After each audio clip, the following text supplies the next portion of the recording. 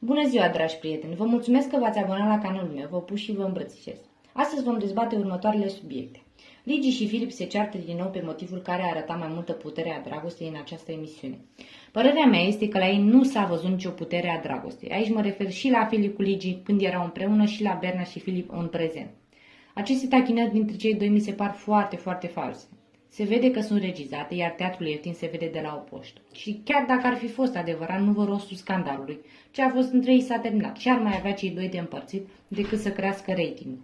Dacă nu ar fi motivul ăsta, cei doi nu ar mai avea rost în emisiune. Turcilor le place cearta, scandalul, bătaia.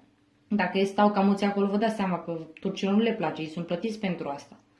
Din cauza Ligiei, Andreea, Piru și Berna au parte de mici contraziceri, deoarece îi ia apărarea Ligiei. Chiar și la băieți au existat câteva contraziceri, cum că Mariu și Filip nu vor să mai stea împreună în cameră, dar această hotărâre s-a anulat și cei doi încă locuiesc împreună. Un alt subiect important, Livian o ignoră pe Bianca și nu mai vrea să o bage pe aceasta în seamă, dându-i de înțeles să lase în pace. Cred că este a 10-a oară din martie de când a fost despărțirea oficială, când acesta tot spune că se desparte, că nu mai vrea să aibă nicio legătură cu ea. Nu mai înțelege nimic. Peste tot spune că vrea să-i fie alături, să treacă mai ușor peste această despărțire. Cum să treacă peste această despărțire când el încă îi dă semne de împăcare, stă pe lângă ea, se tachinează și alte chestii. După părerea mea, el a fost lângă ea pentru că s-a gândit să pună bine cu susținătorii ei.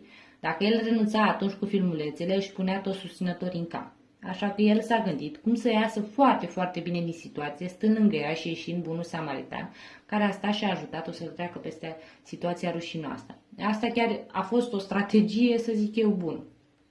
Eu nu spun că el nu e un concurent susținut, dar el ca persoană a luat amploare de când cu relația cu Bianca în emisiune. Voi ce credeți? L-a adicat Bianca în emisiune sau l-a coborât? Un alt subiect foarte important, Ligi și Livian, priviri și tachinări ciudate prin culise. Acesta este vizibil atras de ea și ea la fel, deci Bianca este istorie pentru el. Cum Ligi este mereu dornică de relație, acesta a simțit-o imediat ca un lup ce este și nici el nu se lasă mai prejos și dă continuitate la avansuri. Credeți că Livian se potrivește cu Ligi sau a făcut pasul acesta ca Bianca să-l lase în pace, să-l uite mai repede? În legătură cu noul concurent, niciun concurent nu va intra în emisiune pe net. Pe net circulă zvonuri cum că ar exista cineva pentru Bianca și acesta ar fi venit în emisiune. Acest zvon este foarte eronat, nu va intra nimeni pentru nimeni. Un alt subiect important, Ramona și Nicola Sac sunt în cunoaștere. Aceștia vorbesc mai mereu la telefon și se pare că sunt cam îndrăgostiți. Aceasta chiar se zbate prin producție să-l aducă pe acesta în emisiune. Dar nu mai înțeleg absolut nimic. În emisiune și pe live spune că îl place pe Livian și dorește o relație cu el, iar în camera de hotel și în culise acesta vorbește cu Nicola Sax. Vă las pe voi să trageți o concluzie.